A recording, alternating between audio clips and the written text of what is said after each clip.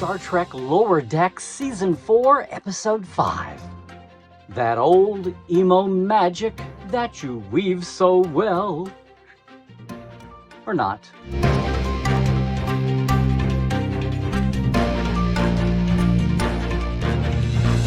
Hey, it is Dr. Trek, Larry Nemecek, coming at you here from the heart of Trekland, letting the dust settle a bit on all these recent Trek headlines and stories and episodes, But instead of a quick take or a hot take, you get a second opinion from Dr. Trek. Hey, I have been writing, editing, collating, archiving, collecting, witnessing, hosting, interviewing, punditing and fanning Star Trek for, a while now. And I just want to say, no, I'm not talking about Sinatra or any other hipster crooner. We're talking empathological fallacies this episode. And yeah, if you're a veteran Trekster, you're going to go right to Sarek and the Vulcans' Bendai syndrome. You're going to go right to Loxana Troi from Fascination on DS9 and Xanthi Fever. And if you have no idea what I'm talking about, it's okay. You're going to learn it all here. There's even a little touch of, a little naked now, naked time going on here for a minute or two. All the more fun. Now, the title is a play on pathological fallacies, which is that wrong psychological belief that you could tell a whole group of individuals, species, for instance, or racial types, you can tell they're all 100% the same from the features you get from one of their representatives, which, of course, we know is crazy. And that's a little bit the trap that, Captain Freeman and her daughter and everybody else who's trying to think falls into the trap here. Okay, hijinks ensue. Even more so, it feels like the Esri model is continuing here. I mean, last week we had the prodigal daughter, right? But even more so in that 7th-season DS9 vibe, this is how you take the add-on character, the new one that's cracking the rest of the cast that's had years together, and fitting her in. Not just finding a place at the table, but getting her a spotlight show. And nobody else seems to lose out in the process. I mean, you could say the same thing about working Worf into the DS9 cast too, right? With Way of the Warrior 4th season, DS9 too. That was another case where you had to work, okay, bringing Seven into the cast on Voyager, same thing. No, you're going along here with T'Lyn, watching her interact from the side, and then boom, it's a spotlight episode just for her. So yeah, instead of being the sidebar commentator, she's in the spotlight. Or is it more the hot seat? So first off, got to say kudos. Kudos to Jamie Loftus. This is her first Lower Decks writing credit. So yay. Now, she had been a writer-producer over on, Robot Chicken, which is kind of vibe adjacent here to the humor of Lower Decks. The director this time is Megan Lloyd, this is her second directorial credit on Lower Decks. She'd been an art storyboarder for the 2nd and 3rd seasons, 3 episodes apiece. And she just got through helping introduce Moopsie to all of us. So good on them. Excellent, excellent show. Another one that seems to hit all the right notes in just the right way. All right, little things, big things. Seems to be more big things than little things, but let me tell you. We start off at Angel 1, picking up the Betazoid ambassadors. Can I just also say, Mariner speak here, Zoids for Betazoids. Love that. And it has been entirely too long since we've seen, mature Beta Z women. We had Loxana all those years, and then who else? But no, we're starting this episode from Angel 1. And if you don't know Angel 1, kiddos, go back and watch another 1st season Next Generation classic. But we do start off with the whale bones. Is that a Trek term? I'm looking all over every dictionary and slang index. Whale bones for those big, stupid, touristy drink bottles. Okay, fine. They've all got their clever little tourist Angel 1 logo. Yes, it's right out of the original Next Generation Episode 2.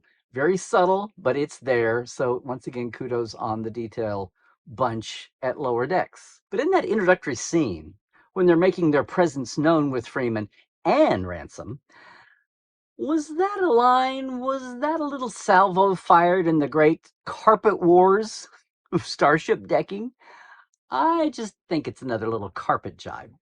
Oh my God. Is this a little thing or a big thing?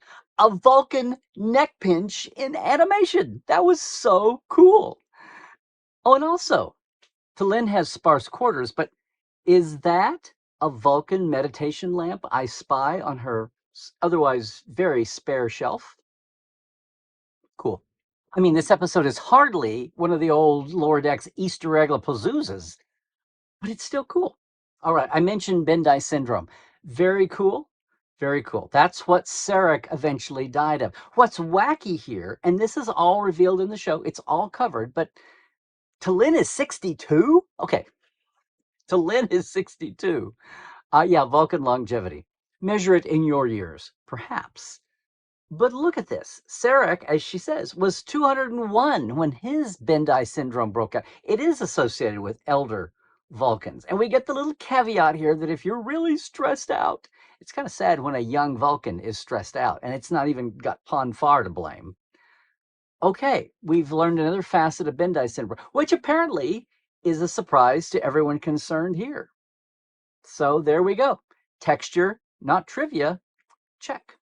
Ooh, and we find out all about the softer side of Starfleet security. Yeah, slam poetry and puzzle nights. But yeah, seriously, now if you really thought all they did was sit around and just shoot off phaser practice, wouldn't they actually ever eventually start to hit some of their targets? I know, that's not fair, that's not fair. Because no matter what century we're in, no one has ever accused Starfleet security of being the white shirts. Oh, I don't often make comments about the score, but I absolutely love the TOSE era sounding trombones, French horns, whatever. In the moment when Freeman is barring the door to sickbay and not letting anyone out because she's going to live or die by her theory, by her accusation that the Betazoid trio are behind all this madness. I love that. Did you get that vibe too? Oh, favorite line for this episode? This crew is always weird and yelling. Oh, but I do have some questions. Was this really the first adult full-blood Betazoid woman that we have seen since we met Loaxana? Really? Oh, this is the wackiest thing of the whole show to me. Caitians used to hunt and eat Betazoids hundreds of years ago? Okay, just get over that fact for a second, but wait a minute. I'm checking. Kate, which orbits 15 Lynxes, and Betazoid, Beta Z is its star. They're like 125 light years apart. Hundreds of years ago, they were in a position where what they had warp drive that long back, hundreds of years ago, a millennia ago, about the time of the Vulcans, way before the Klingons, and they were able to cross 125 light years to the point where it was a known fact that Caitians had the ability to hunt and eat Betazoids. Let's just think about that for a second. Okay, maybe not. Or was their first contact and ongoing contact initiated, precipitated even, by a third party? And my gosh, if you're going to have a trio of crazy Betazoid women, you've got to have some great writing, great characters, and great voices. And did you notice your guest list? So we have Cthulhu, Dolorex, and Katratz. So we've got Wendy Malick, the great comic actress, right? Then you've got Rachel Dratch being Dolorex, the redhead, SNL veteran, obviously. And then you've got Janelle James, who is fresh out of Abbott Elementary, Ava from Abbott Elementary. So there you go right there. You know they were having a ball with this.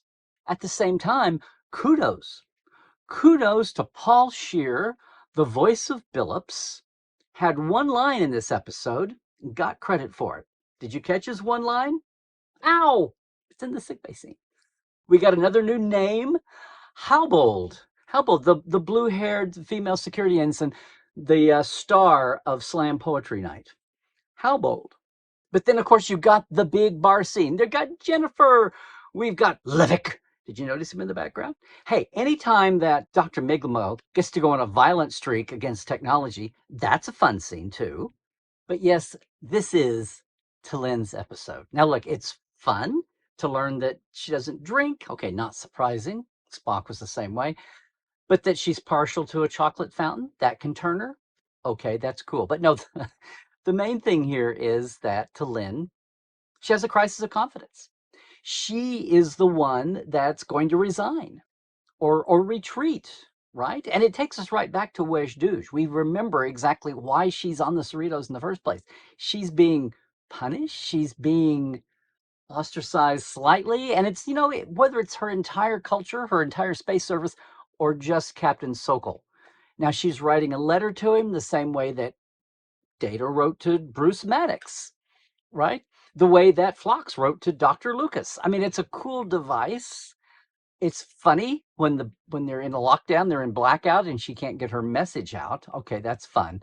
But what the big thing here is that she is vulnerable. She's been spending all season long being the helpful one, right?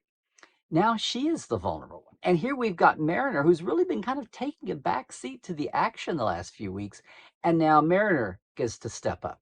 Now, look, we find out the shocking news. I said, T'Lyn is 62, and she's a provisional Starfleet Lieutenant JG. So that's an equivalent in Vulcan Space Central. Let's think about that a minute.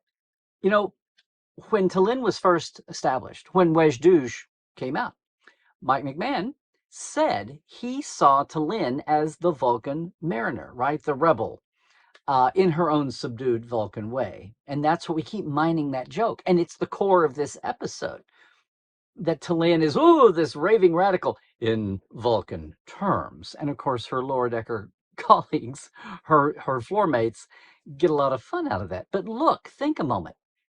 She's 62. Spock, Mr. I'm happy dealing with my emotions, being wacky, that we're learning even more about now during Strange New Worlds. Spock was a lieutenant in his mid-20s. He was a commander by his mid-30s. T'Lyn is 62. Do you get the feeling that this is not her first rodeo at playing this game with her superiors? Is this starting to look like Mike was absolutely on it when he said she's the Vulcan Mariner? Look, Mariner's the one that's got a friend from the academy, same age, who's now a captain. Probably got more than one. And yet she is, oh my God, she's celebrating being a Lieutenant JG. Now, maybe we have watched a recent epiphany for her. Maybe in her dealings with her mother, authority figures in general. Maybe Mariner's on a little bit of a growth spurt. But the fact is, she's way behind everybody she graduated with as far as climbing that old Starfleet ladder. And maybe this is a perfect illustration, even when she's 62, measure it in your years, that T'Lyn's the same way, in her subdued Vulcan and yet still radical for a Vulcan way. Why is T'Lyn still so low ranked if she's that age? Well, she's thinking it through again. She's recriminating herself here to the point where she wants to write the letter. She wants to come begging, crawling back, and Mariner won't have any part of it. So good on her, as we've seen just this season, flipping the table there. Mariner becomes the coach, the mentor, the counselor, and T'Lyn is the one who's able to take it in stride and grow from it. And I never thought I'd be this serious about a Lower Decks episode, but here we are. Let's see. We've got the lead officers, we've got Shax and Boimler in Slam Poetry Night. Who am I missing? Who am I forgetting about? Did you see Tendi and Rutherford all through the Bendai bar debacle? They were running around hand in hand, time after time after time after time. I don't care if they are being Bendai'd. What are they now, Totherford? That was the longest sequence of Totherfording. Something is building. We're building this season. Keep your eye on this. It's a Totherford watch. Rendy? Nah. But hey, most of all, we are halfway through the season. And yes, this episode, we finally get back to the mystery arc of what I'm calling the Agonizer ship. It looks like a Mirror Universe Agonizer, original series version, that is. It does. It does. But we're getting on with the mystery. And you know, the BIA, the Betazoid Intelligence Agency, they're checking into it themselves across several planets. BIA, did that bother you? Hey, look, we know that there is a Vulcan intelligence service, the Vashar, right? Go back to Gambit, Next Generation. So the member planets still can keep up their own, well, they have their own space services. We've got the Vulcan space service. So they have their own space services. That's their option, maybe. They have their own intelligence agencies. You think United Earth still maintains its own intelligence agency? You don't think that's what section No, no. But I will say, I don't want to be that guy. And it was so cool to see a star chart in lower decks for once. Very accurately drawn. You know, they start off at Angel 1 up here by the neutral zone. They're crossing by the old original outpost. That's cool. But why did they need to cross the neutral zone to go to Earth, to go back to Betazoid? Why do they need to cross the neutral zone to get to anything in the Federation? Unless they're going to go around the, way around the bend. I mean, as the Star Charter, that really bugged me. I was so disappointed. But then, come on, texture, not trivia. Let's jump in here. Maybe, since they've commandeered the ship and they're going to be in control, they've decided they want to go investigate with some of their maybe Romulan contacts and see if the Romulans have had a visit from the little mystery agonizer ship. That would explain why they're going there. They don't need to go from Angel 1 across the neutral zone to get to Beta Z. They don't need to cross the neutral zone to get to 99% of the Federation. That said, if we hadn't had that little neutral zone encounter, we wouldn't have got that whole tag scene with the Romulans. I mean, that was adorable. They turn around at the last second and we get that, aww, from them. But yes, it was so cool to see yet another Star Trek meme get lower deckered, right? Because we all know every 100 meters along the neutral zone on their side, there's another cloaked Romulan ship just waiting to pounce for anybody who strays across. I mean, that's what it always looks like, right? They're always there. Every 100 meters, there's another ship. They got to be. They got the whole neutral zone staked out. We'll just go lurk over there. Okay, maybe I've got two favorite lines from this episode. Oh, one last thing. Did you really look at Security's Poetry Slam circle? Did you ever think you would live to see the year? I mean, remember this day when you actually saw folding chairs on a starship. Okay, with that bombshell, maybe this is a good place to sign off on this second opinion. Well, that's what I thought. What did you think, huh? What did you think about what I thought? Drop your comments below. Hey, like and subscribe if you could. Hit the bell, do all the things. Spread the word. Hey, I dare you to subscribe for some Star Trek sanity. And most of all, seriously, if you enjoyed Dr. Trek here, my point of view, and our Trekland way of doing things, I invite you to check out all of my live streams, our Trekland Tuesdays Live, my podcast, The Trek Files with Roddenberry, Cadet Alice watches Prodigy with Dr. Trek, obviously. Hey, all these past and present second opinions are out there. And of course, Portal 47, your mini-con all year long, and Trekland Treks tours. Those experiences, all of it you can check out at LarryNemecek.com. We've got a TeePublic store too. Trek well, everybody.